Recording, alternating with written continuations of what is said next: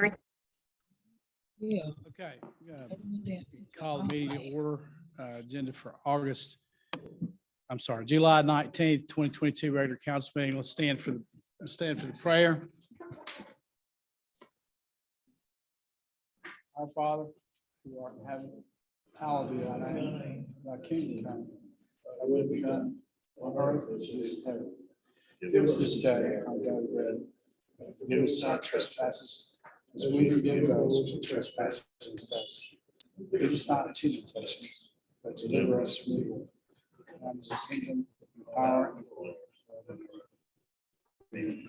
Pledge allegiance to the flag of the United States of America, to the republic for which it stands, one nation, under God, indivisible, with liberty and justice. All right, thank you. Thank you very much. So there is a quorum present, and we want to welcome, as always, KJIW, the Helena-West Helena World, by Zoom, all of our Zoom guests, any of our guests in person. So we're going to start with the roll call. Ms. Sandy. Franklin. Ms. Davis won't be with us this evening. Etherly. Here. Ford. Rocket. St. Columbia. Here. Smith. Here. Ford present and 3 absent. So the first item of business, and we'll see how long this is going to take, because we do have guests, and we'll welcome our guests, and we'll get to that just in a second. Today, I offered the position of general manager of the water and sewer department to an individual whose resume is in your packet. Pending approval of the city council, the request that I'll try to find it for you so you can look over his resume. So just to recap for members of the public, the state health department has given us extensions over a long period of time to get in compliance with the state health department regulations as far as certified and licensed employees, primarily our water manager, who has to be properly state licensed. Our current water manager, who was one of 2 applicants and the only applicant that had qualifications, any qualifications for our position, still one certification short. He's also getting close to retirement and has been part of this process. I'm gonna try to wait till you have a chance to see his resume. I think it's in here. Is it in here? You see it? I think it's laying on the table by itself. Oh, there it is. It's on the back. It's on the bottom of it. So anyway, the health department, in this case, has helped us with the search because they understand that we've run out of time as a city, as a utility company, to get into compliance, and they've given us as much time as they can give us. So as you recall, they came to the council meeting to brief us on this a few weeks ago. And I announced that we had started the search. And so today I did offer the job to Mr. Scroggins. His agreement or his request was that the $62,000, which is the part of the base pay. Mr. Franklin. So this is what the position asked for at base pay. It's according to our city engineer, according to Arkansas Rural Water, it's way below what market rate is for a fully licensed general manager. Plus, this general manager really has to run two different distribution centers or systems of water, not and sewer, not just one. And so it makes it even more complicated or complex position than your average general manager position. So he asked for, I guess his counter was $62,000 was fine if he could get a $5,000 signing bonus. He is a widower and he enjoys a health insurance situation, which if he leaves it, he cannot return. So he asked that in lieu of the $400 to $500 that the city normally pays for health insurance benefits for the employee, that we give him a $250 stipend for health insurance that would help him pay for, without him having to leave his current health insurance. So 62,000 plus a $5,000 signing bonus and a $250 monthly stipend for health insurance was his request. His application is before you. So what I would ask, and I explained to him that I don't have the authority to do either the signing bonus or the health insurance stipend. And also that the city council under state law has the authority to approve or override any department head hire that the mayor makes. And so that I would bring it up tonight. And so that's the first order of business. Any questions? Mr. Franklin. Mr. Mayor, you call there's a lawsuit pending with the city, right? And you say this young man wants a 5,000 sign-on bonus. You bring that before us, right? But you have elected officials that you're refusing to pay, right? So this is my thing to you. You have been doing business the way that you have been doing business. This was not advertised in the local paper. This was not advertised at Workforce Services. I understand that it's another gentleman out of Forest City who's interested in the job. You would not return his call or anything like that.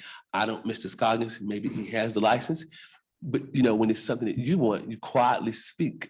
When it's something that we need you to do, you jump on top of the table. If this is what you want, there are 3 other people besides me that you probably need to entertain with. My thing is this. We have employees who have took this job or attempted to take a job. We didn't give them anything. We got employees that are widowers, just like Mr. Scoggins, if I'm clear on what you said. You know, we're gonna give somebody $250 stipend.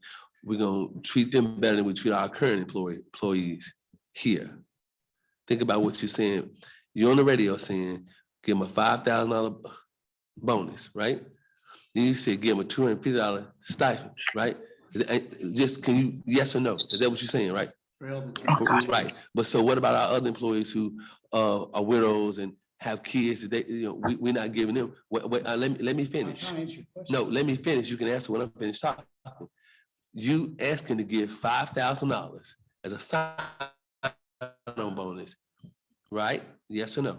Yes. No, he's asking. Right. But you're I'm asking you. You're I'm asking you if you will approve it. Right. Then you said give him a $250 stipend for healthcare, right? That's his request. That's his request. What about, so how do we entertain that when other employees come and say they want the same thing? Can I answer that? I'm through now. Okay. All city employees get all their health insurance paid, which represents $400 to $500 a month. Plus, we're very generous on the family plans. So if they include their spouse, children, we pay part of that. When most nowadays, it's very rare for employers to pay both the employee side and the employer half of the insurance premium. It's even more rare to pay part of the family premium. We do We don't that do that no more. for all employees, We do not.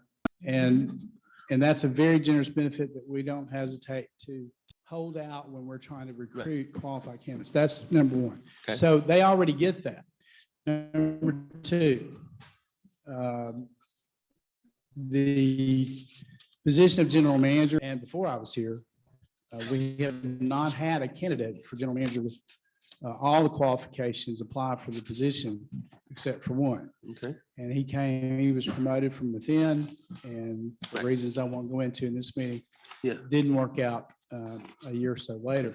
Mhm. And, but otherwise, we have advertised in all the periodicals, all the journals, all the papers, everywhere, at least on 3 occasions now.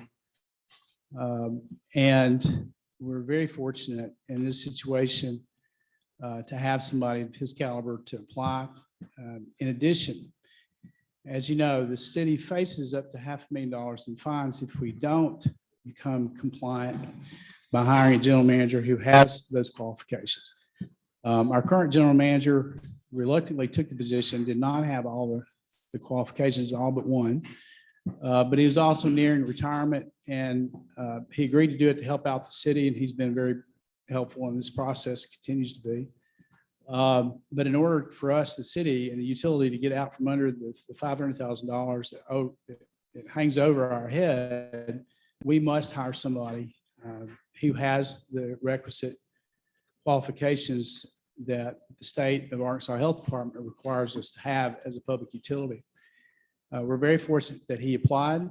I've interviewed him twice now, today, several hours, and spoken to several people who are familiar with him in his career. He is re-entering this career after a grieving period for his wife, caretaking period for his wife who needed full-time caretaking. He retired from his previous position, and she has since passed away, and he's looking to get back into it. The health department is an agency who directed him to our attention.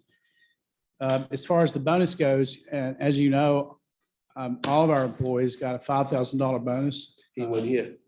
He didn't qualify. And no, he wasn't here, and that's why it's called a signing bonus. Right. But all, you asked about comparisons with other employees. All employees employed at the time got a $5,000 bonus. They all got a 4% COLA raise, which is 2% more than the state gave. And they get all of their health benefits paid for. So I think that it is more than comparable. Okay. The $250 he's asking for as a stipend still saves us $150 to $200 a month. And it's a reasonable request, because if he were to leave his current insurer because of the situation with his late wife, he would lose that insurance and cannot go back to it. He wants to retain it. So his request is that we pay the employee share, or approximately $250, and the $5,000 signing bonus, which is one time, not recurring every year. If we paid what the going rate is for general manager for just one distribution system, we would be in the high 70s. So in my opinion, we're very fortunate to have this person submit an application. Mr. Crockett. So we still paying part of employees' family membership insurance? We pay almost 85% of the dependent coverage. They told me they weren't doing that before. So we have to pay our own. If we- The employee pays approximately $172 the family coverage is on. So we pay all of the employee coverage, which is No, I'm talking about $4,578. the family members. Yeah, the family policy, we pay 85% of the premium, and the employee only pays $172 a month. We've always done that. When it came to this case one day, y'all said that they weren't doing it. For those of us that are elected, when we become Medicare eligible, our benefits change. We lose our medical. And we can keep the drug, dental, and vision, but we lose our life insurance and our medical if you're elected and when you become eligible for Medicare.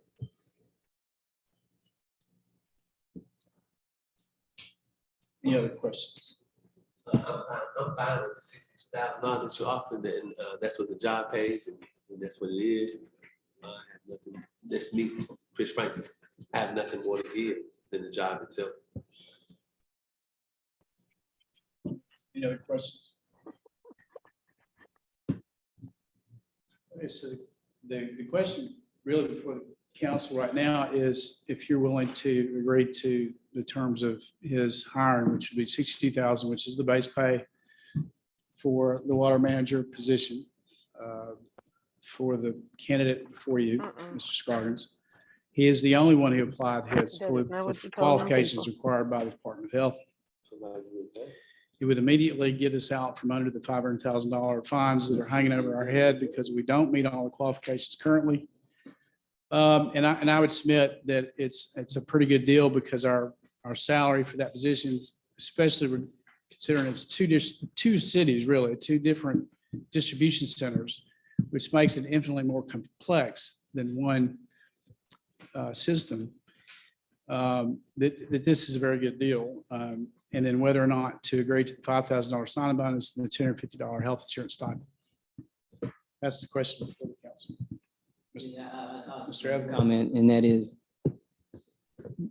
being as this is the first opportunity that I've had to hear this. And I can't speak for anybody else, but don't know the individual.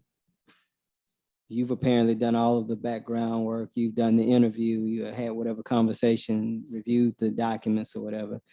I don't think I'm in a position here tonight within 10 minutes to decide that we're going to make these financial decisions over someone that I don't know.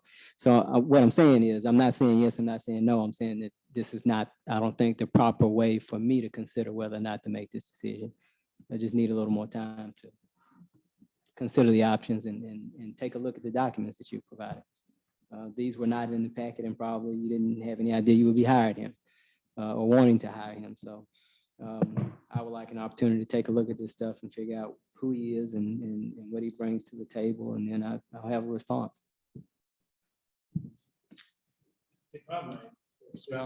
My druthers would be that Georgia look at it as strictly a financial decision. And I'm talking about these considerations about health insurance and bonuses, et cetera, to the extent that you feel that the individual has all the qualities, et cetera.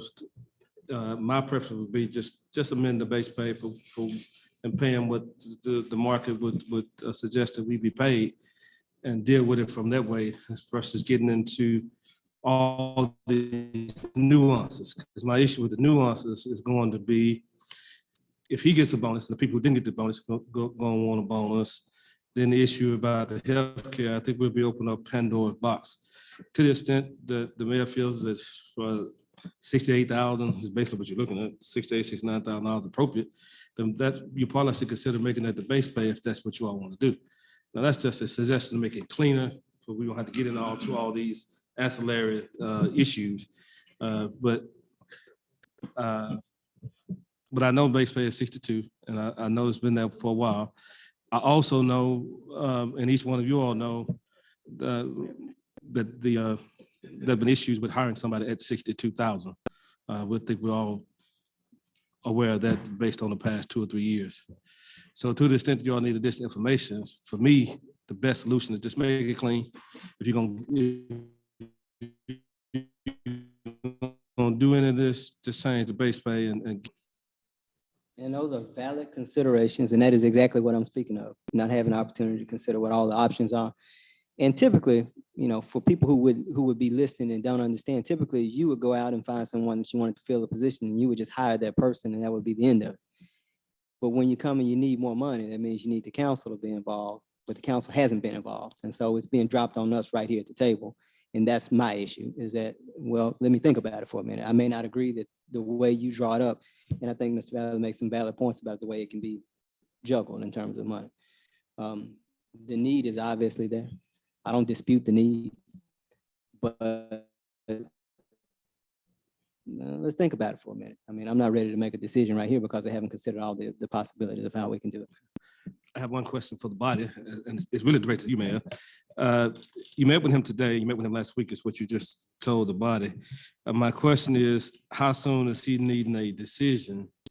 And that would dictate whether you all need to have a special call meeting and come back. But just for clarity, how soon would you anticipate giving him a response? Well, I think I'm at liberty to say that he would accept the $68,000 suggestion and base pay that you recommended, Mr. Valley. First of all, let me say that, because we discussed that as an option, and he was favorable to it. So he would be supportive of it. The second question is, it's kind of a question of math. We have $500,000 hanging over our heads because we need to be in compliance with state health department regulations about state licensure and certifications to run a water and sewer distribution company, public utility. And our current general manager who agreed to do it until we could find someone really who's close to retirement, was one certification short. So the health department, as you know, came before us and informed us that we were out of time basically. So it's kind of a math question. We have somebody who is eligible, who meets the requirements of the health department. First time in a long time, not even since I've been here, but before that, we've been able to recruit somebody from outside. At that point, the person that was hired inside, I believe, was probably making more than that because he had been working here for a while. Not really sure. I can't remember, but the short answer to your question is, I think a special call meeting, if that's the only way we can do it, would be advisable because we're very fortunate to have this opportunity. I wouldn't want to do anything. This is a recruiting process. Think of it as you're recruiting talent for a ball team or coaching talent. There are other people out there, and I wouldn't want to sit on it too long because we risk paying that $500,000 fine, which is infinitely more than $5,000 and $250 a month or $68,000 a year. So I think either one of those would probably be welcome. The reason I'm bringing it up, as you know, state law allows city councils to either confirm or overturn department head decisions by mayors, even though we do the hiring. In our case, under state law, and Mr. Valley can elaborate if he wants to, but the council does have the authority to override that. I know in the past with other department heads, there have been sort of controversial questions about moving allowances and all of these kind of things that were provided in order to attract people in these kind of positions. And I'm trying to avoid any controversy about that by just laying it on the table. If you want to do this so we can get out from under this state health department burden, then we can do it. He meets the qualifications, he checks out, and those are all included in your packet. If you can't do that tonight, then the short answer, I'm sorry, I'm making the short answer long, but is a special call meeting or drafting an ordinance to approve it later tonight would be preferable because we don't know how long we'll have an opportunity to do this. I have a couple questions. Does that answer your question? Long answer. Mr. Franklin. When you telling the public that we have to hire somebody because of $1 million, whatever, you must remember that you are the mayor. You had time to get somebody before now. When Mr. Patterson stood before you in December and said, or November, and when he said he didn't pass the test, you had all the time to get you somebody here. Now, as I said to you, 62 is fine with me. That's what I'm going with, unless after 90 days or 120 days, we can see about giving him the rest of this change you're asking for. But he would have to come in at the 60. This is just me. He would have to come in at the 62. In 90 days, we can review that. 62 is fine with me, but after 90 days, after 120 days, whatever the city policy is, what is Mr. Valley? Is it 90 days or 120 days? After The probation period. Right, whatever that is. I think that, you coming in and saying that, well, we haven't had a general water manager with the license. We would before. Now, I'm gonna correct you. Jody had the licenses before he resigned. So you say don't say that we didn't have. I'm gonna help you remember because I think you seem to forget. Jody had the licenses, and Jeff had the license. Jeff had some of the license, but Jody had all the license. Jody decided to leave. Do you remember that? He left because y'all overturned his raise. No. That I offered him in order to keep him. We're talking about that. He left because of a personal issue. That's what his letter said to the city. So don't go trying to that's why you get lack of help. Mr. Franklin. No, I had the floor. The lack of help. And when you come straight. Did you vote to overturn his raise? No, I didn't.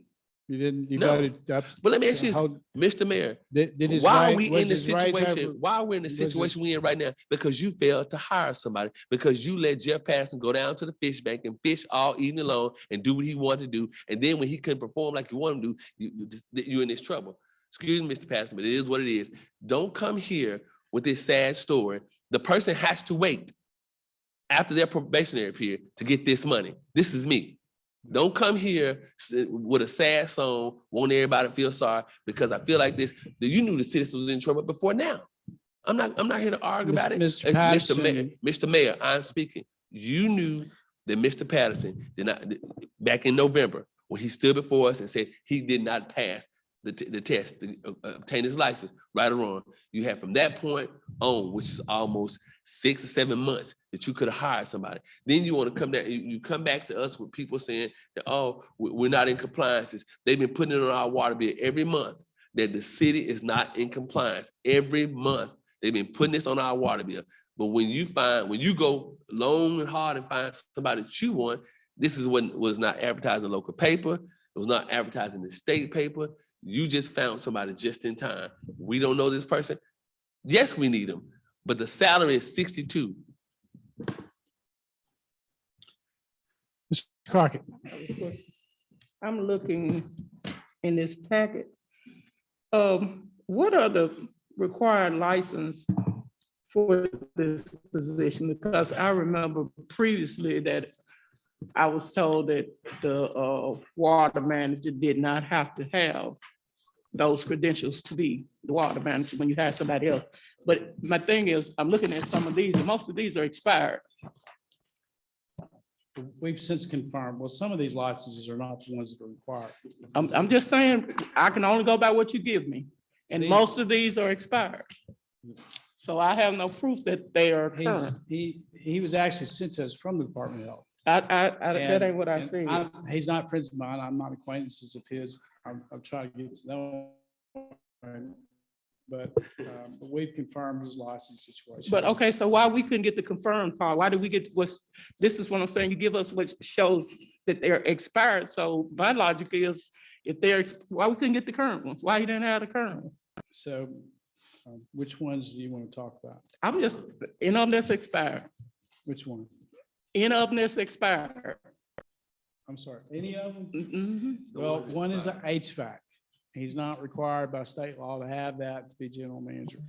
One of them is plumbing inspector. He's not required to have that to be a general manager.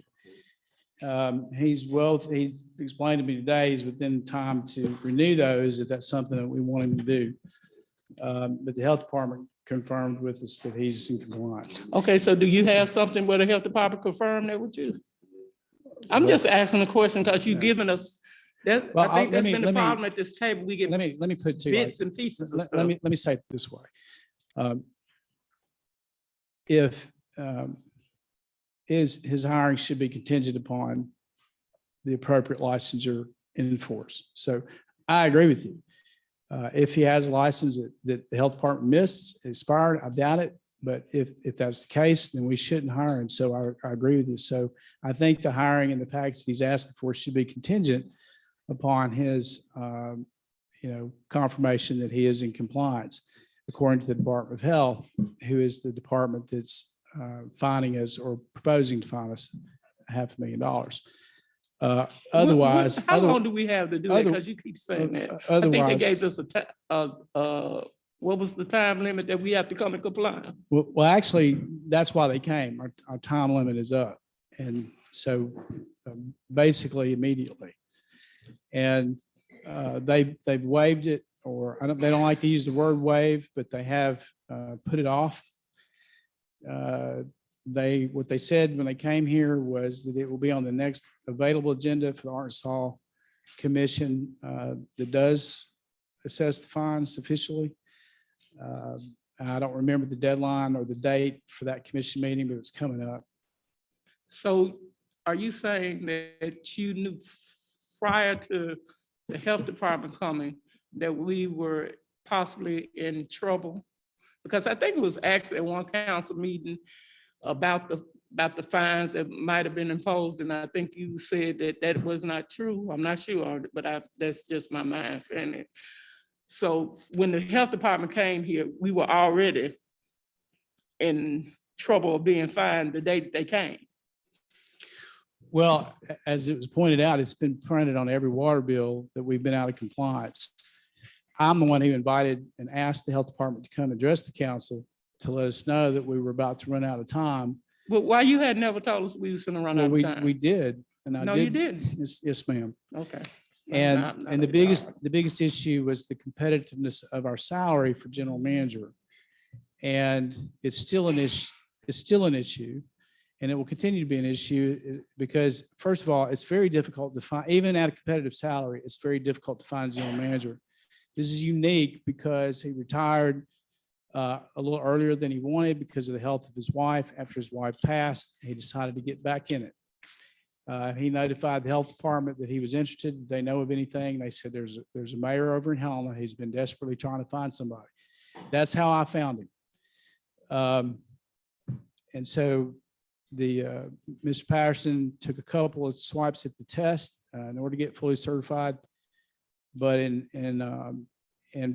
I'll say this, the test, many of the people, including the only manager I know of that we've had who was fully in compliance, were grandfathered. They were grandfathered in before the new tests and requirements came online. The new test has trigonometry on it. It's very difficult for most people to pass it. It is. It's a difficult process. And Mr. Patterson's nearing retirement. So I'm grateful for his time and what he has contributed. But when we have advertised this position, we have been and we have tried, and y'all tried before I became mayor. It's very difficult to locate qualified people who meet the definition of qualified by the State Department of Health, who regulates us. And we're very fortunate we have somebody before us now who meets those qualifications. So I just want to act on it as soon as possible. It'll save the city money. More importantly, it'll get us somebody who's qualified under the law. And we can take that off of those bills, and anybody that's concerned about that issue will not have to be concerned about it anymore. The issue in it, the law does not require this person to have the licenses. However, there are license requirements with the Arkansas Department of Environmental Quality, or ADQ, as well as Department of Health. And there must be people in the department with the licenses. Currently, the issue is you don't have sufficient personnel with the licenses for us to go forward. And so what the mayor is saying is that this individual has a license with I haven't double checked, but his statement to you earlier was this: he has an individual has a license with both ADQ and Department of Health in order to move the city out of the risk that it currently has if you don't have the personnel. In an optimal situation, what should happen is there should be 3 or 4 people with all of the licenses, so you won't have to deal with it. Typically, the many cities have people who are licensed to run this general operator, but they have people who have business background who can operate it from an administrative standpoint, but they have all the basic licenses for the people below. So the position in and of itself does not require a license. However, the department requires the licenses, and that's the larger issue that you're doing. And the mayor's trying to fill that in both. With his statement is he's trying to have the person that has all the licenses and to be the general manager. But there's no prerequisite with ADQ or Department of Health for the manager himself to have the license. But the situation with the mayor continue to talk about the Department of Health and $500,000 that's potentially out there has to do with not having sufficient staffing to have the licenses. Yeah, and that's exactly right. And if you recall, Mr. Ross had experience in the private sector, but he did not have the required Arkansas licenses, but we had Jody and others who did. And that's what kept us in compliance. And one of the first things that Mr. Ross asked me to do was to approve raises for both those individuals.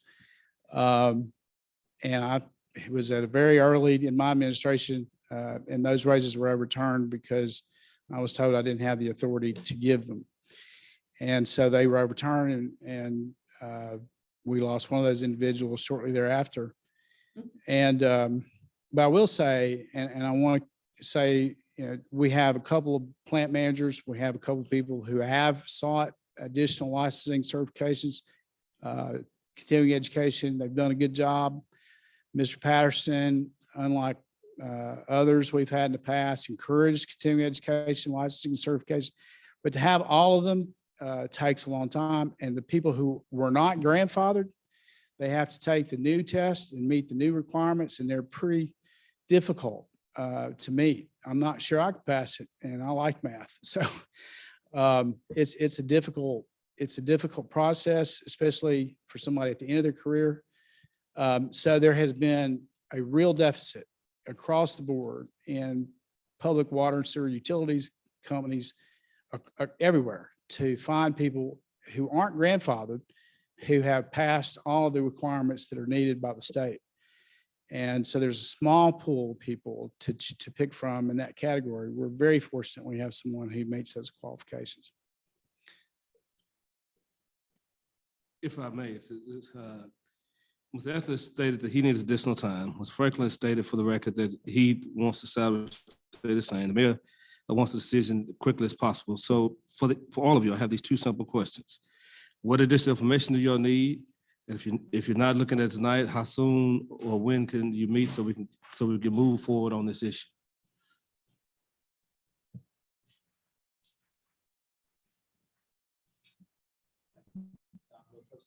If I'm paying somebody in addition to what base pay states, I want to be able to tell somebody on the street corner why I did it. I want to tell them who I hired, who I agreed to pay, because we're traditionally not a part of this process and why I did it, which means you gave us a packet of information about the individual. I want to read it and see where it comes from, who he is, what his qualifications are. So I can say, I can look a citizen in the eye and say, this is the person who came, this is who we hired, this is why we did this.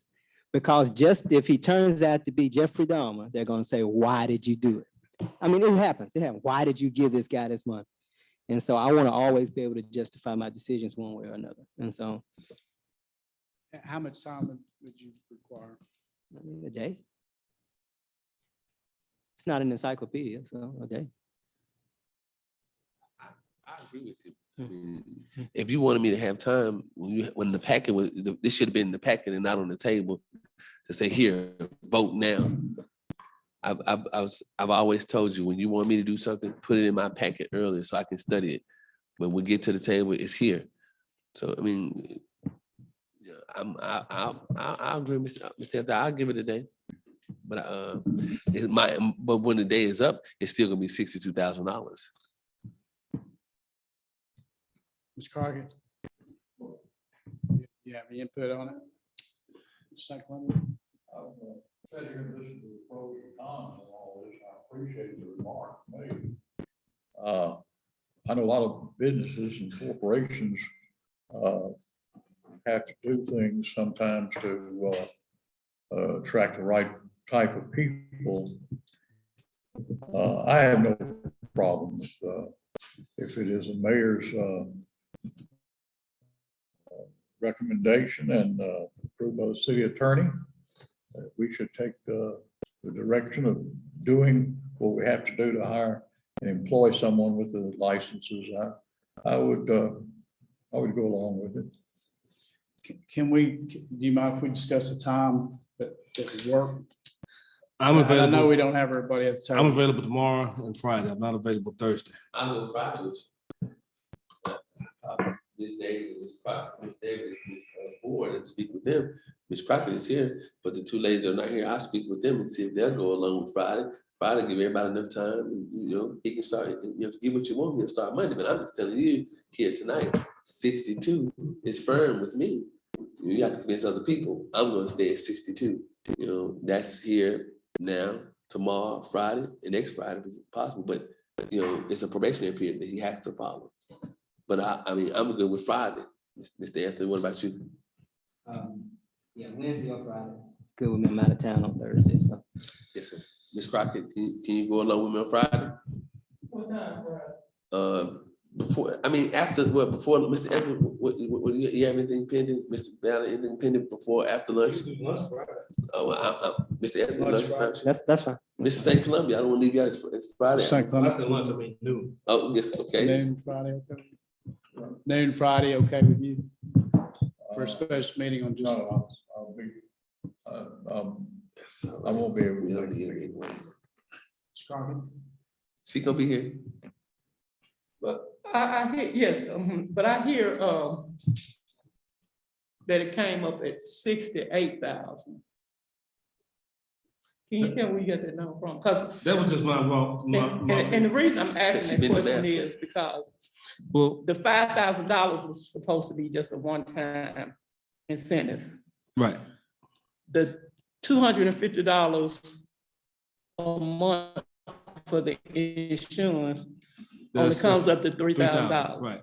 So that would make it 65 without the incentive. Correct, that would make it 65 without the incentive. I, But the thing I said I'm- is, What I'm saying, but, and let me, why I asked the question was because if we set the base pay at 68, that means that part of the one-time incentive will roll over into the next year and he will, be like, you still getting some of the incentive in the next year. if I may, I think Mr. Valley made the comments in the context of what the competitive rate is for general manager. And, you can correct me if I'm wrong, but both Mr. Weil and Arkansas Water advised, and the health department advised, so that's three, that in the high 70s would be a minimum for this position. I can double check that, get something in writing for you if you want to, but 68 is something we did talk about today. And I know he would accept it. That's the only reason I said that, because, Mr. Valley and I haven't talked about it. He threw that out there. It's just coincidence that he also, we talked about that. I just got one more thing. Yes, So when you were giving us what he suggested that we pay him, why you didn't say, well, he said that he would actually take 6 days? It's like you was, Well, to be honest, because my response to him was I wasn't sure if the city attorney would agree with that. So since the city attorney, that's literally what I said. And the reason is because we advertised it at 62. So, but if the city attorney advises that 68 is legal and we're good to go, then I know he would approve that, because that was one of the things that came up. I can't understand what you said. Mr. Mayor, on numerous occasions, you have. Mr. Frank, can you speak in the mic? Yeah, I'm loud enough. On numerous occasions, you said this is a poverty city, isn't that correct? I think that's pretty apparent. But here you are, I'm telling you 62, but you're telling me 68. And the thing of it is, when I think, the more you talk about it and I think about it, we have not gotten all the financials from why the water department is in distress right now. But the more you talk about it, the more I think that they can't pay their bills now. But you started talking about we hadn't had a water manager and this and that. But you have been taking the charge of their finances and doing what you want to do. So don't shake your head. But we had a disaster that Mr. Attorney, if I'm correct, we still have not gotten all those financials that got the water department into financial trouble that it is now since when he declared the water emergency. You remember that? We have not got all those financials from that issue, right? So you're saying give somebody 69, 68, whatever. I'm saying 62 when the water department haven't even paid the sanitation charge that they owe. How much do the water department owe the sanitation department at this point? About $1 million, right? Okay. I understand, Mr. Valley. I just want to get that. I think that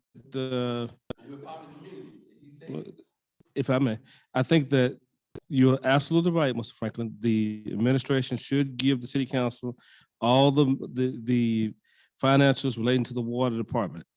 That's the council's duty to look at that. I think you're absolutely right. I think also that we're kicking this can up and down the road. Here's how I see it at this point. I see defending a $500,000 fine versus $6,000 a year. I'll take the $6,000 a year any day. And I would approach suggest that one of the reasons 68 or the other package is acceptable is because we are a poverty community. Our cost of living is lower. And I would say that the pool of people that we are trying to attract, I'm not sure we have anybody in our city. Maybe we do. If we do, they didn't apply for it. But I'm not aware of, after multiple times applying for this position, anybody who's eligible So it's a very small pool. What we're competing against are people, a lot of communities that aren't poor, a lot of people that are very competitive, can afford much higher salaries. And what I've been told by 3 reliable sources in the high 70s. So 68 is a cost of living taking into consideration all the issues you talked about. Furthermore, I'm gonna say this repeatedly, public utilities, just like any public body, it takes public money, gets audited annually by the state legislative audit. In the water department's case, it's audited privately because state law requires them to be audited privately. But those audits must be submitted to the state and must meet their specifications. The water and sewer utility for the city of Helena-West Helena is audited every year. It is not perfect, but it is public information, and those audits are now made public on our website, which we never had before. So more than ever, our audits, both the cities and the public utilities, have been made available to the public and fully accessible. And they're also available on the state legislative audits webpage and have been for years. But now they're available on the city's webpage. So we're quite transparent about the expenses of the water company, for good or bad. And I would also submit that while I am mayor, I cannot do every job. And one of those jobs is the financial management and the management in general of a water sewer utility company. And they need a fully qualified, eligible manager in order to manage the company. And so the best way to address some of our mismanagement issues would be to hire a manager who has the qualifications, that meets the qualifications for the state. It gets us out from under a $500,000 fine. It was hopefully will restore confidence in the water and sewer utility by the public, and somebody who has experience to help get it straightened out. That's what we're proposing tonight. 68,000. If that is if that is what ends up being, is nothing compared to the $500,000 fine. It's nothing compared to the competitive rates for these positions. And we know by experience how difficult it is to attract people of this caliber with these kind of criteria, or with these kind of licenses and certifications that are required, or the experience. He's got a lifetime of experience as well. So we have an opportunity. I would suggest we take that advantage of it as quickly as possible. That's my recommendation. He asked for those additional areas of compensation. I'm passing them on to you. It's up to you whether you approve it or not. If you don't, we face the prospect of a $500,000 fine. And that's, I mean, having said that, what we'll do is open the possibility, I guess, tomorrow Wednesday was the other option, Friday? Tomorrow, Friday at noon is what we were discussing. It was Friday at noon. So. But St. Columbus not available, but So we have one member who can't make it. Miss Sandy and Helen, if you could reach out to the council members and find out if they can do a noon meeting on Friday for a special meeting. And we'll take it up at that time. That'll give you all opportunity to check references, do whatever you want. Ms. Ramsey, the city attorney also, will you provide them what the base pay was when we consolidated for these 2 positions? Mr. Fatizzi and Mr. McGinnister had the positions at that point, and they both were paid. And I think sometimes we need to look. The fight on the first meeting was Mr. Fratesi's $68,000 pay. I remember that. And then Mr. McGinnister was making, yeah. But you know what? But they was in different cities, and I understand what you're saying. I understand, The but 62 for me. all I'm saying is, now that you all both remember that 68 Yeah, and 42, that was $110,000 we paying. This one job is taking both of those. So when you all meet Friday, take that into consideration, is what I'm saying. For the water department. So I understand. All the water department issues We are- have had, Mr. we've Mr. had, Franklin. no, I was speaking, if we have. Mr. Franklin, if you we weren't had recognized. adequate- Mr. Franklin, you weren't recognized to speak. All the issues of the water I was department talking that to we the city attorney at discussed the time, are so I management, was- are management issues. Okay? That's why you have. a So hard I time. know you want to continue to That's why you make have it a look hard like time. we're bickering, when the truth is you're just bullying and over talking and trying to control the meeting. And that's what they should report, because that's what's happening. Anybody who watches this live can see that. You want to bully, you want to over talk, you want to take over the That meeting. I'm bullying? You're a grown man. Mr. Franklin, you're not Nobody's not recognized. bullying you. And you're an elected 'Cause you official, are- you're an 'cause you be elected sitting member of up this there body, telling but you are lies. one member of this body. And guess what? And you're expected, And you need- you're expected to follow the decorum and the procedure of a body are of too. the city council. You are as well. And so we're done with this. If we're not taking any action, we have a lot of we have There you guests go. here. We're gonna move on. So we're gonna shoot for a noon meeting, special meeting on this issue only, 12 o'clock Friday. We will reach out to the other council members and see if we can get a quorum and try to make that decision at the time. All right, thank you very much. We're going to move on to festival permit requests, and we do have some guests here. So we're going to try to take these. They're in your packet if you want to look at your permits. The first one is King Biscuit Blues Festival. If you want to come up and be available for questions, you don't have to make a comment, but I'm going to open it up for questions. Just state your name and who you represent and so forth, and then I'll open it up for questions. Yes, sir. Thank you all. My name is Jack Daniels. I am the Operations Director for the King Biscuit Blues Festival. I work in a capacity of operational planning and security and safety. And we've created a little packet to highlight a lot of what we're doing in safety, security, and how we go about our business with this festival. Any questions? Mr. Frank? It is Bernard Boyd. I see you all sent a letter to UAMS East. Ms. Boyd is out of town, and and Ms. Boyd, you all always have an issue.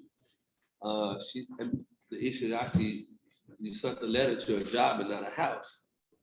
She don't live at UAMS East. For one, I see that. But Mrs. Boyd is not here, and I know that when the date of the festival, it's always a problem. So this is just Chris Franklin, Ms. Boyd, and a whole lot of other people always come, and they want. I don't know if they have a copy of this, but she's not here. I reached out to her to make sure that the streets. I think she said it's a street that always gets blocked, and she was hoping that you all didn't block the street. The street is it says Walnut and York and 100.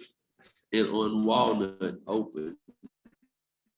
This is what she asked. So I mean, I don't normally. It's always something did differently. She's not here, and I just asked her about. I asked her about it just a minute ago when I saw y'all permit. But those are the streets that always get blocked off. There are barriers put there, or there's an ice truck put there that she can't have access to her lot. Now, me, I mean, this is just Chris Franklin. I would like for her to be here so that she can get a copy of this and see, that her street again, so she can. You all can have a conversation. I'm just one person. You got 3 other people here. I just don't want the lady street or other people that came before this body and saying that street was being blocked up. I just want to be in fairness. So. If you all have talked to her and you all not gonna block, if you all say that you all not gonna block off the streets that she asked for, that those people asked for, then I move forward. But I think that you all need to have a conversation with her as well. Thank you. Yes, sir. I'm not sure if there's a question, but to respond directly to that, what we're saying in the agreement that we are happy to entertain any time with her. And I did not date this letter, but we sent this about a month ago. Our goal is not to block her access to the route. And what this says very specifically is an agreement for us to provide egress for the purposes of their parking and for them to receive funds through parking. If we block that, and there's some stipulations, they're specific, I don't want to get into the weeds with that, but if we do block it, we as the festival, assuming this agreement is signed by her, will pay her in a compensation, a daily compensation for the entire route, for the entire lot, excuse me. So even if she's got 10 people and we do something to block it, we don't clear it up, we're on the hook. And that is the purpose of this agreement, both with her and with the McNeary family, is to ensure this. And this is the same agreement we've had now for a few years. This is the same agreement, really the same information that's in this packet with some enhanced security and safety information that we had for the approved 21 permit that we weren't able to do because of the COVID issues. The question there was, have you all had a chance to have a conversation about this? That was the question. Unfortunately, our conversation's been one-sided. We've made efforts to reach out. That's why we both reached out, phone, we've been told that through her business was the best way to reach her. The effort has been made, but unfortunately, we have not received any response. That does not mean that we are closing the book on this thing. It is my goal to sign this at some point, get this going so that she can sleep easy at night, knowing that we're not going to block her at any time during the operations, setup, planning, or post-festival activities. And one other thing, will you all be paying the city? Will you all be, Mayor, would you also gonna let them use the sky cops there at the festival? Will they be using the sky cops there? Will they be paying us for those? I don't know that security system discussion has happened yet. I don't know. I can't speak for the chief. Sure. Let me talk a little bit about security, because I know that was an issue of discussion in 2021. And so I wanted to make sure that I covered some of that. There's a memo that details the very specifics, and I don't want to get into all the details, but there's a couple real big highlights. One is that the King Biscuit Festival has received a $100,000 grant for security equipment. That is going to be spent on radio communication equipment for barricades, additional barricades, light towers, and generators. It is our goal to partner with the city to allow them to use this equipment when we are not using it. That will allow the equipment to continue being used. It's the type of equipment that does better when it's used versus just sitting around. So that's one kind of advantage that the city's going to have out of this equipment, but we're also going to use that to enhance the security of all patrons within that area, not just the security for what's going on in the stage, but we're talking about all the ancillary streets and allowing us to control the vehicular access in this area with some exceptions, right? With the exception of the two lots that are illustrated here and for emergency services personnel. Other questions? I'd just point out that we've had, I guess the last blues festival was 3 years ago because of COVID. The last 2 years, we've approved the permit contingent on my understanding that I would personally go down there when y'all set out the barriers on Walnut Street, which was the only issue, was respecting the areas as they discussed them. And I would just reiterate that we didn't have the festival, so I didn't go down there. Nobody went down there. I'm very excited that this year we will see a return, and I think the whole community is excited about it, not to mention the whole blues community is excited about it. So I just want to reiterate my commitment that I'll show up and it'll be me. The accountability will be on me. I'll make sure that the people on Walnut Street are happy with where the barriers are located. At what time do y'all do that? According to the schedule, we'll be starting to deployment the Saturday and Sunday of the festival, but we'll be sure to make sure that everyone is aware specifically of that time. It'll be midday on Sunday prior to the festival. I just want to make sure I'm there when they actually deliver those barricades, because that was the main issue, is where they were located, if I recall. And I want to make sure that they're located where we've agreed to locate them so that it doesn't inhibit any traffic patterns or flows, to make sure we don't have that problem again. And I'm willing to make that commitment myself. I think the festival is very important to the community. We've definitely noticed its absence during COVID, and we welcome it coming back. So anyway, other questions? Mr. Etherly. Yes. How does the barricade setup for this year's festival compare to the last festival that actually took place? With the added equipment that we're able to purchase through the grant, we'll have additional barricades. Our goal is to provide vehicular egress on really what we would consider the north and side of the festival. So kind of coming in on Cherry Street for an emergency services only, and then more towards the stage for band access and other needed access. But during the actual festival, and we're talking about specific dates starting October the 4th and running through the 9th. Our goal would be to close those roads during festival hours and cleanup hours, any area, any time that we would consider dangerous for a vehicle to drive through crowds. Let me Yes. simplify my question. Sure. What's different about this versus because I guess the festival was canceled for 2020, 2021. So the last festival would have been 2019. What's different about this from 2019? What changes specifically? Are there barricades and locations that weren't there in 2019? And if so, are you able to identify specifically where they are? I would say very specifically, the difference between 2019 and now is our agreement with Verna Boyd and the McNeary family to allow them egress and to put us on the hook if we block them in any way. And that is formally presented. And assuming they sign those contract agreements, that puts us contractually obligated to maintain their interests. Otherwise, same street closure, same locations of barricades with an enhanced eye towards safety. Okay, so what I think I heard you say is the barricades are in precisely the same spots as 2019, and you added a component of a contract where you said we won't block it. We added an opportunity for egress for those specific lots, yes. If I could just clarify one thing, the barricades in 2019 were not put where they were supposed to be put. And that's kind of what created the conflict. So in 2020, 2021, we had the discussion. I agreed to show up myself, make sure they were put where they were supposed to be put. And then we went ahead and approved the permit. So I would say that one difference is we're not going to put the barricade in a place where we haven't agreed with the property owners to put it. And so to enhance that, though, they've added a legal agreement that if somehow that happens anyway, they're on the hook for the damages as a result.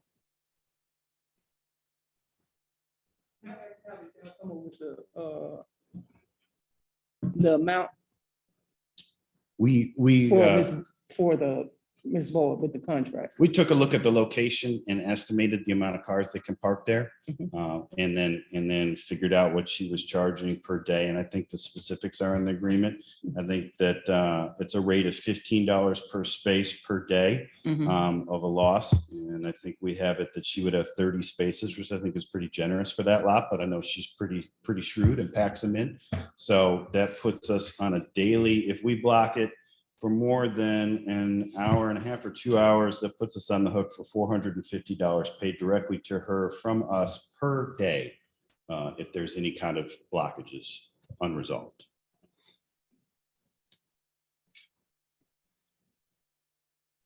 And this will go from October the 4th to October the 9th, or does it start the actual? Yes, the event is from the 4th. We have evening activities on the 4th. So technically it's not all day. There'll be probably vehicles such as food vendors and merchandise vendors still loading in through there, but hard road closures, I would expect that evening of the 4th and then through the 9th.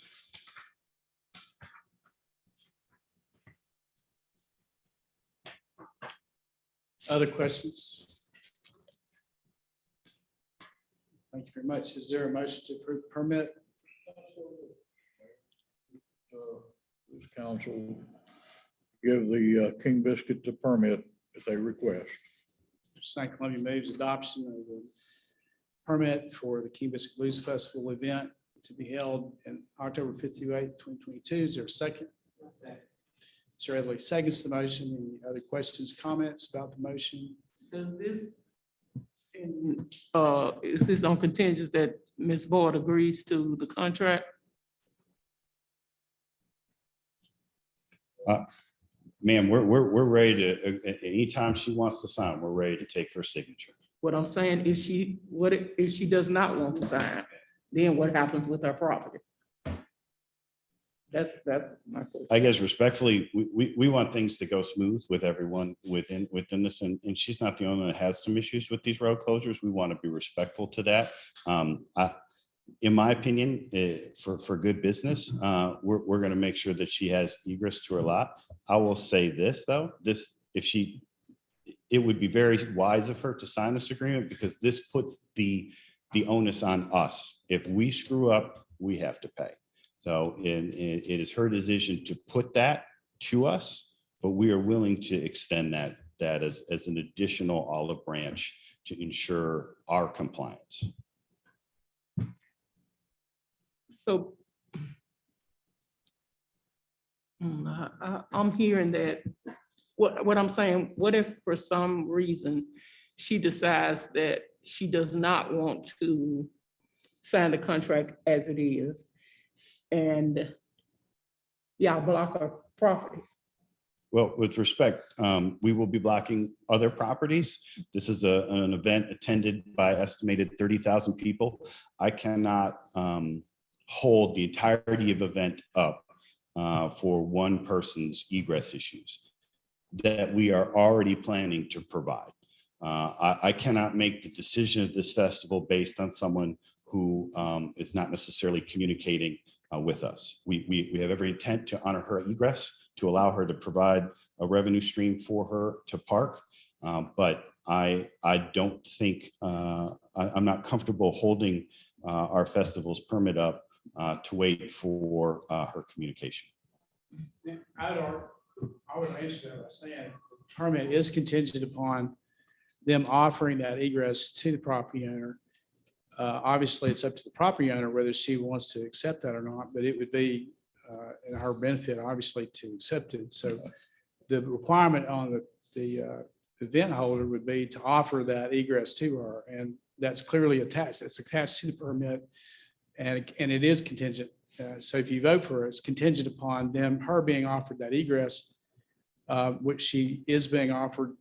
It's free country. She can accept it or not accept it, but it is contingent on her being offered that egress.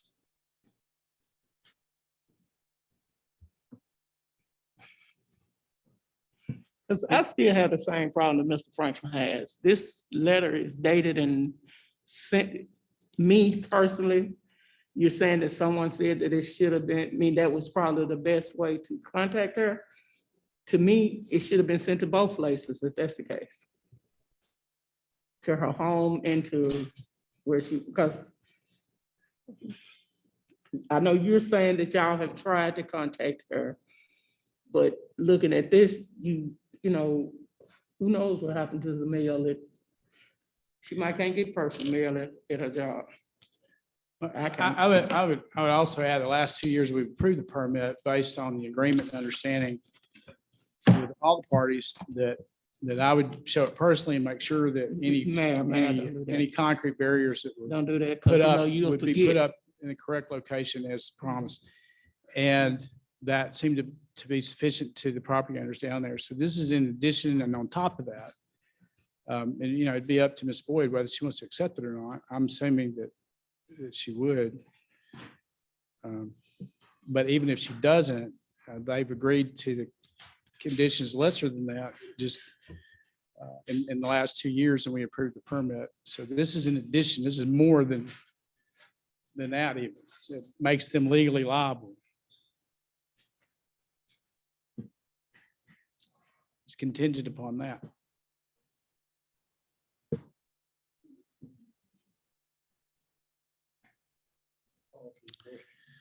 So we have a motion second on the floor. Any other questions or comments? If not, call the roll.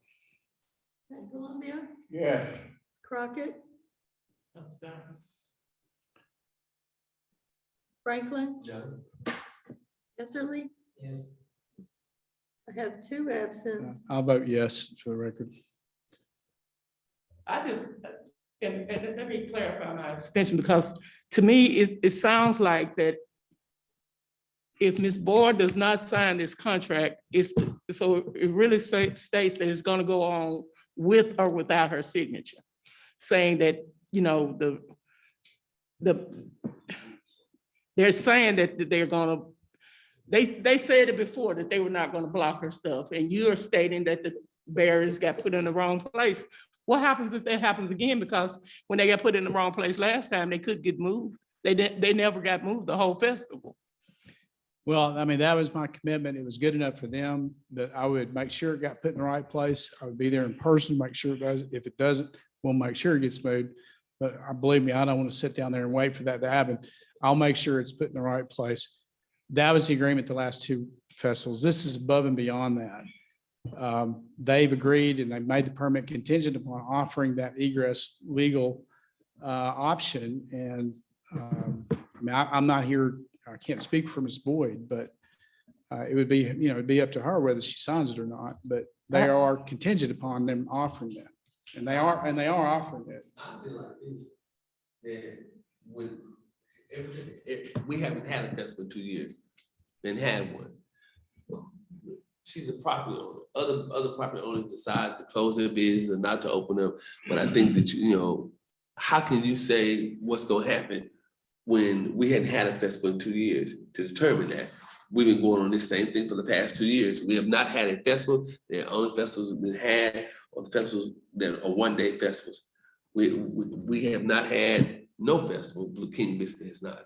And yes, I want to see it happen, but you have to communicate with other people. You know, it was half a dozen people in this room or more arguing about their property.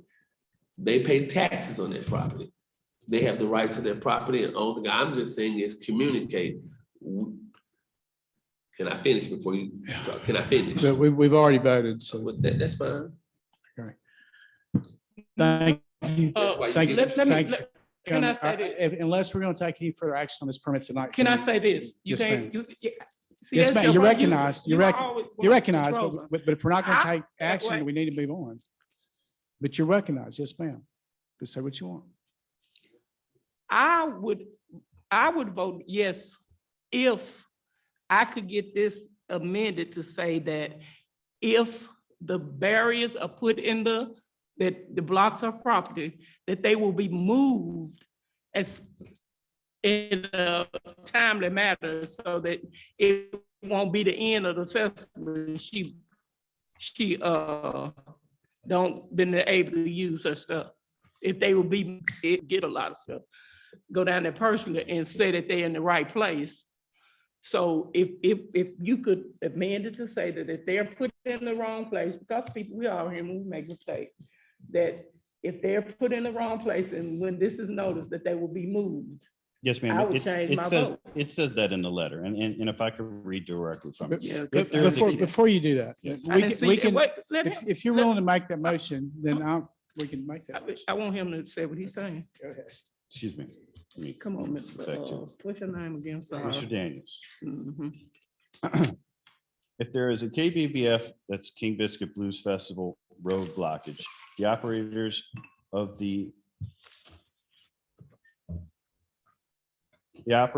accommodated lot must communicate with KBBF office immediately. The KBBF officials have 1.5 hours to return any barricades to the listed plan or be liable for a daily penalty. Okay, I didn't. The see penalty that. is directed as follows: 30 spaces at $15 per space, daily blockage penalty, $450 to be paid by KBBF to Verna Boyd. Okay, well, I change my vote to yes.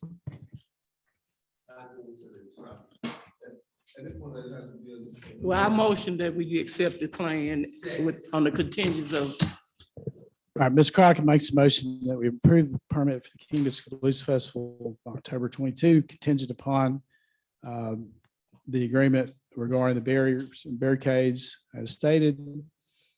Second by Mr. Franklin. Any other questions or comments about the motion? Not call the roll. Etherly, I didn't see your hand. Let's suspend the vote for a minute. Mr. Atherley.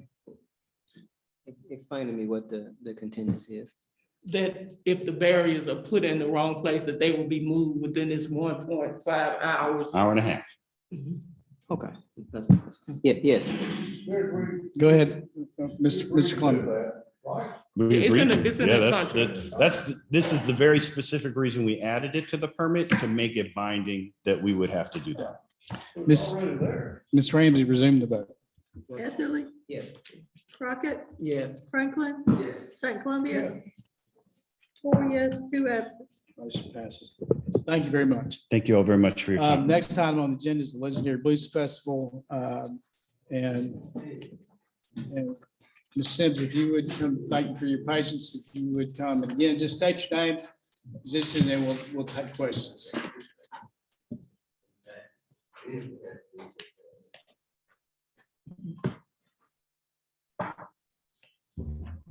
Okay, if you will, Smith, could you repeat what you asked? Yeah, me to do? I just, could hear you. just state your name and why you're here, and then we'll take questions. Great.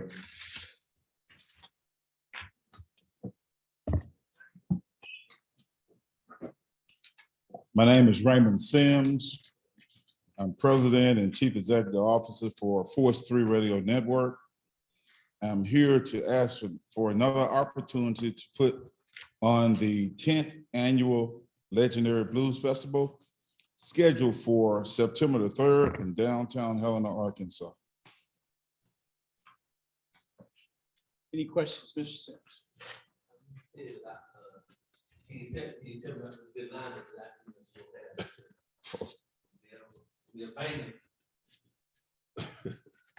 We're gonna have the legendary Willie Clayton, the legendary Lattimore, and Sweet Angel, J.R. Blue, and Moby.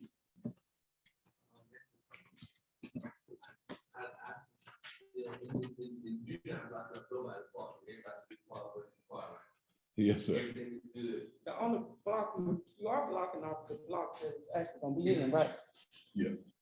Yeah, the location of it. I move you to accept this as permit.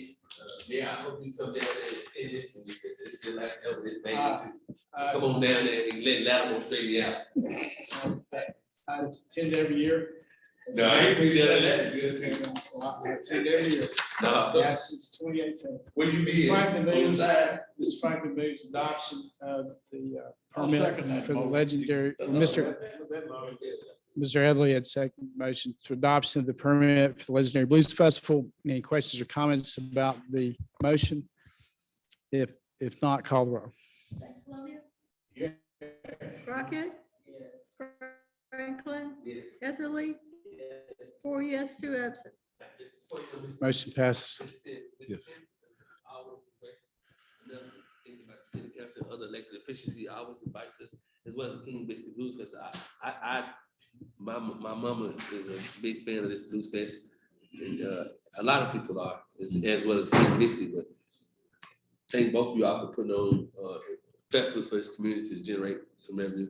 Thank both of you all. I just want us to always have a clean and good festival, and I wish everybody in the community would attend the same at the same pace we attend other things. Let me say thank you for putting on the 10th annual Legendary Blues Festival. Okay. Thank you, Mr. Thanks, Sims. Frank. Appreciate you. And Thanks, look forward- everyone. Look forward to your festival. We got Next item on the agenda is the event permit request for the annual block party, Second Baptist Church was. I've agreed. I'll be glad to answer any questions, and the permit is in front of you. I'm sorry, say that. So is somebody here to, I agreed to represent them. oh, Is anybody here that wants to represent them? Otherwise, but I agreed to represent them on it. Well, So, since you do you have represent- any questions? yeah, I got a whole bunch of questions, because no six has been signed. It's on. Well, on the other permit, it has been signed. This is the one that's in the packet. He's still on the table. But Mr. Mayor, as you know, this Second Baptist Annual Church Block Party, I'm glad that you were here to present. Mrs. May Douglas, who is passed on, who always brought this permit to us. I was talking to some people today. Are they gonna do anything to honor Mrs. May Douglas? Because she's always, this is her second year, she's not been able to present because she's deceased. But are they gonna do any honorary thing for Mrs. Douglas? And also, your name is not on here. But I move that we didn't have this permit. They're gonna have a voter registration drive out there, aren't they? They're gonna have all that for you. They're gonna do a lot of things. It'll be a good event. And it's I actually move coming, to adopt this. it's actually secondary block party. July the 23rd, so it's coming up before the other two. And for anybody watching or listening, Ms. St. Clement, you gonna go down strongly there with me? encourage. I've also attended this one every time they've held it. It's a great event. It's a great event. Mr. Franklin, it's a great event for that neighborhood especially, and that area of the city, and I encourage everybody to turn out for it. But Mr. Franklin made a motion to adopt the permit. Is there a second? Ms. Crockett seconds the motion. Any questions or comments about the motion? Yes, Mr. Franklin. Can you make sure all that grass over there's cut? Because if y'all gonna be over there having a block party this weekend, make sure y'all get some folks, some people over there to cut that grass so it can represent that block party in a good way. I know you always spend $5,000 just spending authority on making sure stuff get done. It's a lot on the corner and it's some houses on the side that you can cut. Make sure you have, whichever way you want to do that, but make sure that it's done to do that. Thank you, Mr. Mayor. Any other questions or comments? Just a comment. Mr. Etherly? The application indicates the streets are going to be closed, but there's no indication in the packet as to what streets they would like to have closed. I will vote to approve the permit, but in the future, I'm telling you, because since you're the representative, we need complete information on this. Well, and that's a good question. It's an excellent question. They don't actually close the streets, but it's so constricted, and the police department usually shows up at the intersection to direct traffic. Right. That I suggested to them that they might go ahead and submit a event permit because the effective congestion of the area, the effect of it is to close it off. They might as well go ahead and close them. Or at least let the public know that it's going to be constricted and bring that to your attention. So it's my fault they brought it to you, but it's because they do have so much traffic there that often the police department does have to come out and direct traffic, and it is quite congested and effectively closes the streets because of the congestion.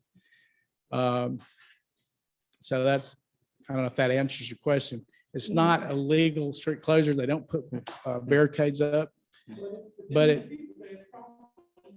Be for the safety. There's a lot of children be there. I agree, Ms. Clark. I can just foresee some group coming and saying we're gonna close streets, and I'll tell you which street they want to close, and it's like, this is like this weekend. And somebody at the table saying, we need to know more information before we approve it, and then it puts them in a bind, and then they're mad. So anyway, just. Point well taken. Any other questions or comments? If not, call roll.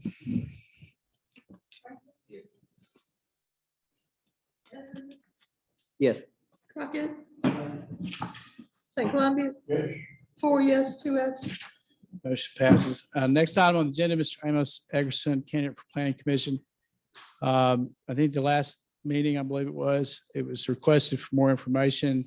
Some of the council members did not know Mr. Eggerson or didn't have enough information about Mr. Eggerson. The planning commission had not been able to get a quorum in order to make any recommendation or anything else. One of the reasons his appointment's important is so they can make a quorum and have meetings again. Planning commission gets paid $50 a month.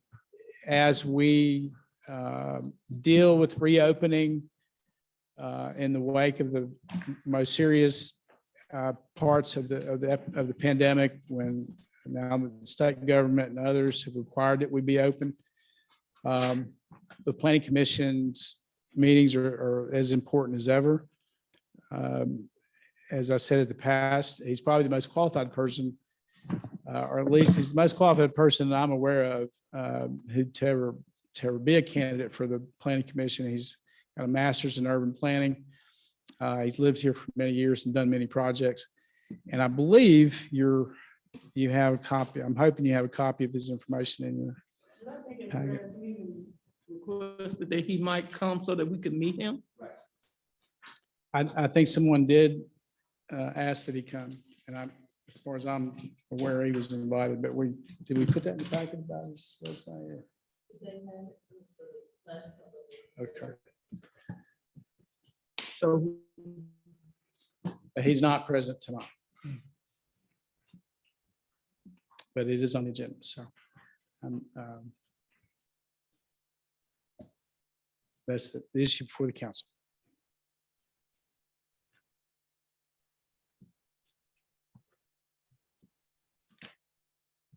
Okay, so the question would be confirmation of Mr. Eggerson for planning commission as an appointee. Is there a motion? Mr. St. Columbia moves confirmation of Mr. Eggerson as a member of the planning commission for the city. Is there a second? If not, the motion dies for lack of second. and the reason I'm not gonna second, because we asked that he come, and nobody can explain if he was invited. Did he give a reason why he couldn't come, you know? I don't know. And I'll just have to let him answer for himself on that. Okay, the next order on the agenda, Mr. Valley, you want the bulletproof vest? There's a ordinance before you that waives competitive bidding. If you remember at the last meeting, Lieutenant Smith, I believe, was here to discuss the need, the regulatory requirement to have new bulletproof vest in January 2023. The vendor we use for these vests advised it takes about 6 months to get them. We can't order them until the council has agreed to do that. Y'all agreed to do it, you approved it, but we did not have an ordinance in writing. Mr. Valley, you want to take it from there? Yes, I prepared the ordinance in the amount of $11,000. Typically, you suspend the rules. Right now, you don't have the votes among the city council to suspend the rules because Mr. Franklin stepped out, and I'm not saying that he's going to vote for it, but if this is going to pass tonight, you will need a unanimous vote on suspend the rules for the four of you all, as well as a vote among thereafter. It could be a unanimous. It doesn't have to necessarily be a unanimous vote, but you still need 4 votes, including the mayor, if you don't get the full vote from you all. But the mayor cannot vote to suspend the rules, so Come back. we can move to the next thing until Mr. Franklin comes back in the room. Okay, Mr. Franklin is just returning to the room. Without discussing in your absence, the bulletproof vest ordinance, it would take a unanimous vote of 4 y'all to suspend the rules, because only 4 members present. That you suspend the rules, place on the third and final reading the title only. Right. Ms. Ramsey, what is this number 23 or 24? 24. Okay. St. Columbia moves adoption or of a motion, makes a motion to put ordinance number 24 on third and final reading. Mr. Franklin seconds the motion. Any questions or comments about the motion? It's also the read title. Yes. Suspend the rules, read the title. Thank you, Mr. Valley. Any questions or comments? If not, call the roll. St. Columbia, Yes. Crockett, Yes. Franklin, Smith, Yes. Etherly, Yes.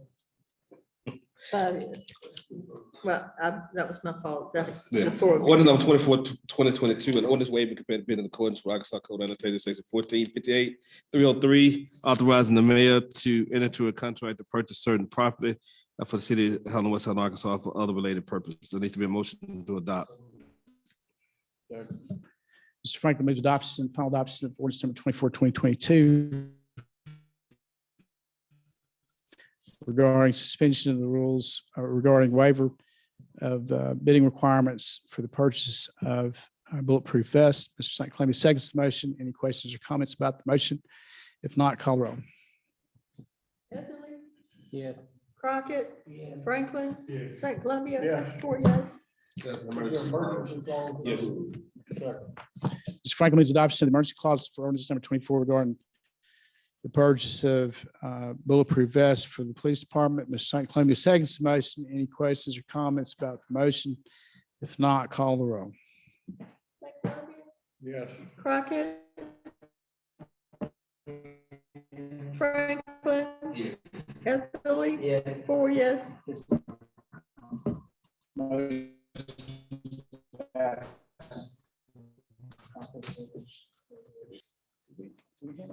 Item. I needed a little bit of direction because we've had discussion back and forth. Currently, the city ordinance, according to Arkansas statute, says that you can do business with the city up to $2,500. At some point, you all have discussed increasing that. There's 2 different ordinances that I need to prepare. One is about the amount that you all are authorizing people to do business with the city. When I say people, I mean elected officials, their family members, any employee, their family members, because we're supposed to do an ordinance relating to anyone that has any degree of relationship that's with someone that's doing business in the city. Well, not any degree, but a close degree of relationship to anyone that's doing business with the city, if you're on the city's payroll. And so currently, Ms. Ramsey has identified like 4 people that are doing the contract with the city that we need separate ordinance on. But the question that keeps getting kicked down the road is, do you want to increase the 2,500 to something more reasonable? 2,500 has always been kind of low for a contract. Yes, sir. And I also have this, we're limited to, like, the mayor has $5,000 spending to do whatever, but like, what if we have somebody that does concrete and there's a job that they can do, up to 15, like what we did over here on, what's the street that Mr. Daniels came about, Violet Circle. Mhm. What if we have somebody who does good work, that can handle stuff like that? Up to like 15, like I think like $15,000. If Mhm. they could, if there's a job that somebody could be, their family works. Right. for, Yes, go ahead. like if I got a concrete company, well, my brother has a concrete company, he can do concrete. And the mayor decided he wants that company to do that job.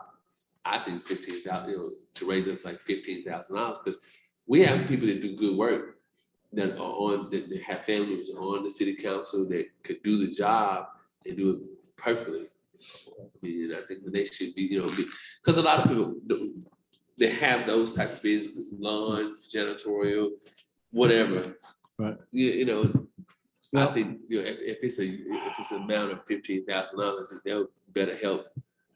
As it relates to the statute leaves it up to the council as to, but the council has to decide a number. For instance, if a person, whether they're doing legal fees, whether they're tearing down houses, whether they're cleaning buildings or whatever it is that a person may be doing, whether they're doing accounting services. What we need to look at is the larger picture, because $2,500 is extraordinarily small. Is it $2,500? It's annual. So I'll lease it 20 grand, that Right. gives a person, if it's a decent sized job come up, they can handle it. They have the license and the insurance, everything they need. I think that'd be good.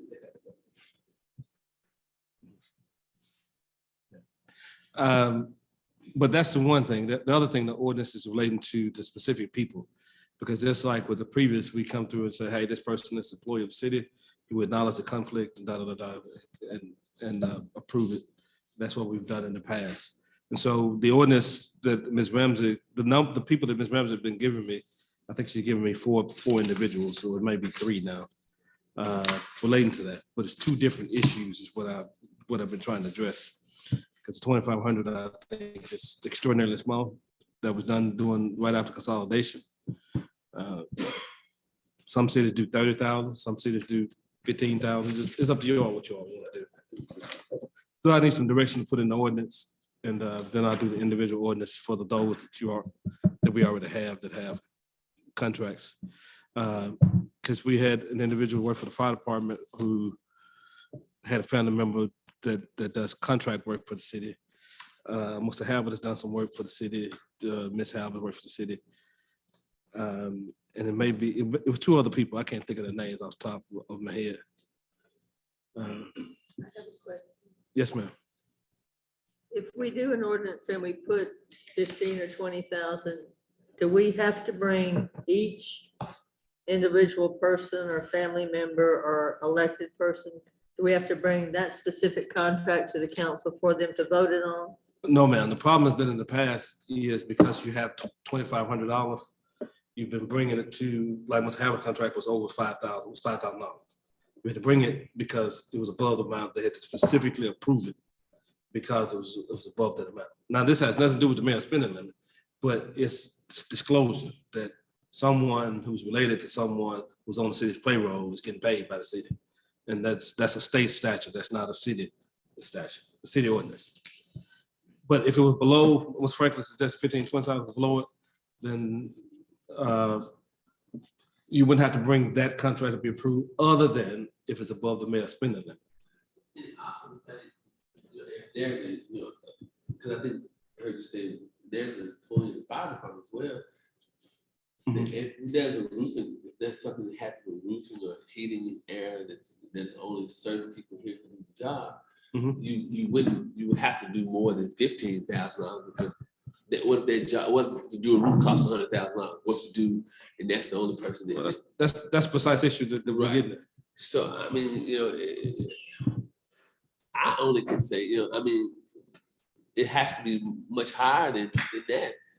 Because what if, like, what if we had somebody come in, we were asking to pave a parking lot or ask somebody to come in to build a building, a new municipal building, whatever. If it's above the general amount, then I think that to answer that question, just like we did in the past with those legal contracts, those trailer fees contracts, it would have to be approved. The council has specifics to acknowledge it then in that ordinance. It has to be an individual ordinance for that particular person. If it goes, say you just the roof that you said 100,000 or the parking lot 75,000.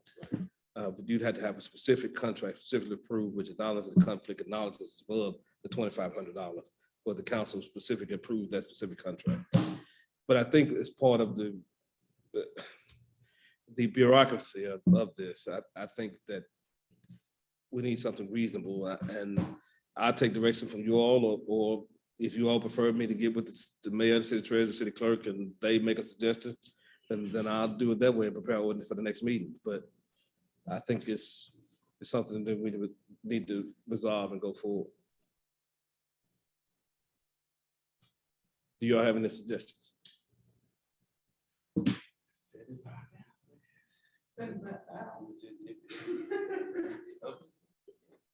If you look at, if something comes up that somebody has to do something, a roof. If you got somebody who's on the fire department payroll, if their family member has to do a job for the city, right? Right. If the job is, if $2,500 is our limit, they wouldn't be able to bid. We'll have to find somebody else to do the roofing job, right? Right. So that's what I'm saying, 75. What if something comes up like that? Do we have Now, to? this is only discussing relationships by consanguinity and affinity relating to people on payroll, people who are related by blood or Right, by marriage. right. That a close degree to a city employee or someone's on the city payroll. And the thing about it is, this is not giving them the contract or giving them the business. Right. It's so that you won't have to go through a second process. Now, currently, the mayor's spend limit is only $5,000. And so they still would do that. But technically, you have people, as Mr. Franklin is saying, who would not be able to do the business because they are prohibited based on how meager the appropriation or the amount that they could deal with business with the city is.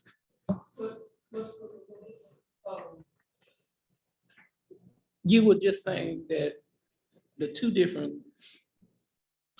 What I'm saying is this, state law says that the city council has to define when what amount of money a person who's related to somebody on the city payroll can do business with the city. And that's defined by ordinance. Your current ordinance says $2,500 annually. Annually. Did you say annually? Uh-huh. And so when we want, yes, ma'am, I'm sorry, I didn't mean to say uh-huh. But the issue from there is we have to bring people above that before the city council to decide it on two bases. One is above 2,500, two to be above 5,000. Currently, you already had a restriction of $5,000 for the mayor's spending limit.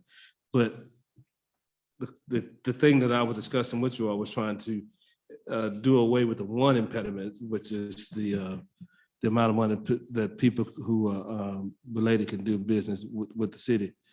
And so that's what it is. But everybody in the city has somebody that somehow has. I ain't got no kin people, so you ain't talking about that. You don't have any kin people? The reason why I say that now, when Not by blood. when you're Or marriage? when your unit went out of your office, we had to use, it was what, $8,000 or $6,000 we had to replace your unit in your office. Yes. So we had that issue now. There's an employee that works for the fire department.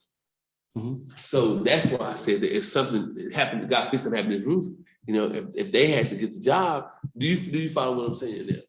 I mean, Yes, I follow exactly right. what you're saying. So that's why I shot What you're saying high. is there are some things that are far more expensive, $2,500. Right. So if something happens that this person, it's not, like you said, not saying they're getting a contract, but what if something happened that the person, let's say, when they got a family member work at the fire department, you would have to worry about that issue. But it still has to be brought back to the council to be approved, wouldn't it? The If it was financial- over 500, I mean, $5,000. Right, the financial part would have to be brought back to the council. So we're not talking about the finance right now. We're talking about even having the capacity to do the business is what we're talking about. Very, very specific issue. You know, when we did it before, the person didn't work for the department there, but now it does. And that's more that would concern me. If something big happened, that's just me.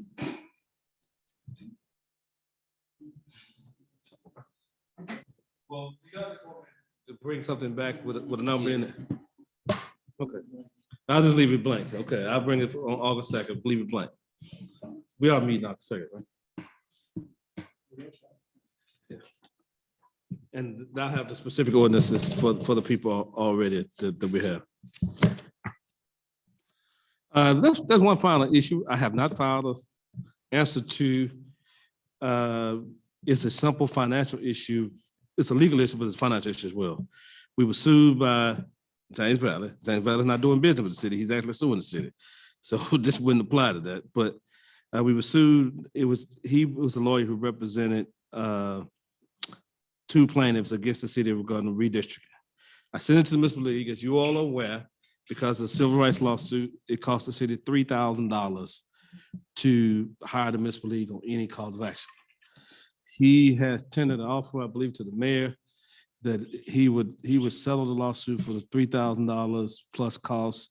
I think it's $3,200 and some dollars, $3,265 or something like that. 3,000 plus court fees. Yes, $3,000 plus court About fees. 32 something. So if we send it, Ms. League is waiting to file an answer. If we send it to them, we're going to pay them $3,000. And as a practical matter, if we settle with Attorney Valley, we would pay $3,200 and some dollars. I don't know what the change is. But the question is, we've already adopted the maps, already published, et cetera. Do you all want to do that or send the $3,000 Mr. League to defend it? It's illegal, cost us $3,000 to send them, and it's right at $3,000. Spend it. I move that we pay it. What'd you say? I move that we pay that. Mr. Do we have a total amount, Madam Clerk, for $3,200 to what? $17.50. Yes. That's what he said. So, Mr. Franklin, you're moving that the city council approve the settlement offer made by Mr. James Valley to settle for $3,000 plus court fees not to exceed $3,300, we'll say. In lieu of paying the municipal league to represent the city in the lawsuit. Also, for the public's information, this is regarding redrawing of district boundaries for wards, which we did at the last meeting. And since that time, have filed with all the proper authorities so that the public would know. The wards did not change dramatically, but they did change. And so anybody, any voters or candidates should definitely consult the new ward maps. So anyway, the issue that brought the lawsuit was resolved as well. So the question is, there's not really any purpose for future litigation. Plus, it would cost more ultimately, or could possibly cost more than just the settlement for $3,000 plus up to $300 for court fees. Did I get a second? I'm sorry. Did anybody second it? Mr. Etherly seconds the motion. Any questions or comments about the motion? I agree with what the mayor said. In this sense also, to the extent we would defend the lawsuit, Ms. Lee would defend the lawsuit, but to the extent that there's any judgment, anything else we would have to pay would be in addition to the $3,000 we pay by the city council. Just wanted that clarity. for the record. In addition to what we had to pay the municipal league, I'm sorry. Any other questions or comments? So what, The total that the mayor said was approximately $3,300. The specific amount Ms. Crockett said was $3,217.50. We would be agreeing to settle the lawsuit. Candace Robinson and Ms. Beckwood sued the city. And we are due a payment to Ms. League based on that lawsuit. Any civil rights lawsuit that we deal with Ms. League, we send them a check for $3,000 So you're recommending, to defend it. is that what you're saying? What I'm laying before you all is, our discussion with Ms. Lee, is that their fee would be $3,000 just to take the case. Valid is often settled for $3,217.50 total. If we were to lose the lawsuit, we may have to pay something in addition. It'd probably be more than $217.50 with the practical math. So what is your recommendation as city attorney? I'm laying it out as a financial issue, not a legal issue at this point. Any lawsuit that you have, there's a value, that's a financial value, that's not a legal value. We have a term of art in the legal field called nuisance value. A nuisance value just means to say we pay you for you to go away. And so the thing about it is, this is one of the things that for the practical $217.50, you'll be telling them to go away because you're gonna pay the $3,000 regardless. Do you see what I'm saying? No. let me add. At this point, as soon as if you say no, we're gonna send it. The Ms. League already has paperwork. They're gonna file an answer, and then they're gonna tell us to send them a check for $3,000, right? Mr. Valley has often settled the case for $3,217.50. So from a financial issue, you're talking about a net of $217.50 to get rid of the lawsuit altogether. And if we were to lose the lawsuit, we still may have to pay something. And for the small amount of $217.50, we're not talking a bunch of legal issues right now. I'm telling $3,000 either way we go. exactly. Okay. And what I'm saying is legal term, I'm not telling you whether to settle or not based on the facts. I'm telling you from a financial standpoint, this is in the realm that we would call as lawyers nuisance value. Just So, pay it to go away. and just to say, the Arkansas Municipal League, which doesn't agree with the lawsuit, does agree and did recommend that we adopt a settlement because of what Mr. Valley just said. We've actually agreed to we've already settled the issue at hand, which is redrawing the district lines to better suit the census numbers. So the issue really is no longer a live issue. Even though the municipal league said very clearly that we didn't have a deadline, disagrees with the lawsuit. At the same time, we do have to respond to the lawsuit in court. That act is going to be 3,000 plus, whatever it is, even though we've already agreed to it. So it's 6-1, half another. Does that answer your question? Call the roll before Mr. Everly goes. Etherly. St. Columbia. Crockett. Franklin. Williams.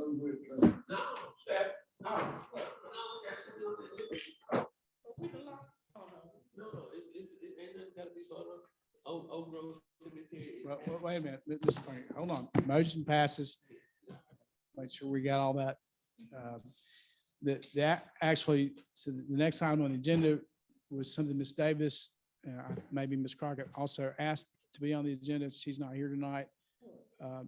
Code enforcement update discussion. I'd be more than happy to answer any questions, but Who will be more than answer?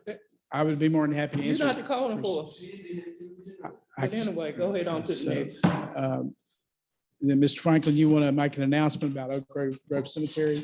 Yeah, Oak Grove Cemetery, save the date, July 30th, 2022, early in the AM.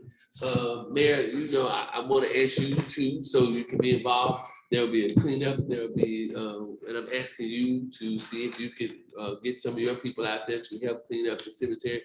early that morning. We're gonna start at Old Grove #1. Those cemeteries need to be cleaned up. I had got out there earlier and there were some people, Mr.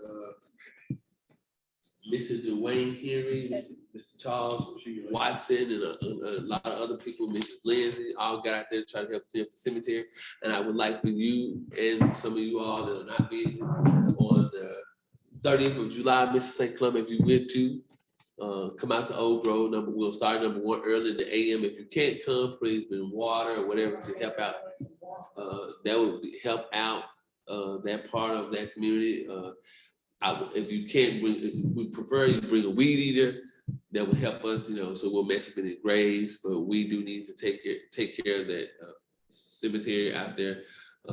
If you can't come, What send time? somebody. Probably like as soon as like 7 o'clock, 8 o'clock. We will try to be out there on the 30th to help clean up. Mr. Henry and some of his family members got there earlier to try to clean up 30 spots. I was out there on Memorial Day weekend trying to clean up some spots, but I do think as a community, KGIW, if you will, you are running on your radio station that we have a cleanup on the 30th early in the AM to try to get those 1, 2, and 3 clean, possibly. But if we get too hot, we will try to get another. We want to try to get as much as we can cleaned up over on that area because that is a cemetery, all 3 lots of my great grandmother's buried at #1. And I would like to see us all take some kind of leadership on that and get out there and try to get that done. And the next thing I have is expenses. What I'm gonna do. Before we move on, Mr. Franklin, I just want to reiterate, cleanup of Oak Grove Cemetery, 7 to 8 AM, cemetery #1, July the 30th. Public's invited, volunteers are invited to help. Oak Grove Cemetery is a historic African-American cemetery in West Helena. I want to make sure people understand cemeteries in some cities are run by the cities, and in Helena, West Helena, cemeteries do not and are not run by cities. They're run by private associations with dues paying members. But as families die off, move away, they don't pay the dues that are used for maintenance. And so some of them grow up and they require volunteers. And I will encourage and do my best to be there as well. I've done it before. And I will encourage our city employees to volunteer and do what we can. So thank you for that. All right, Mr. Franklin, now you're recognized. We're losing the quorum. Yeah, we'll talk about finances earlier, but you can bring that up on your show that you have on KCLT. You can bring that up on your announcements. So, thank you.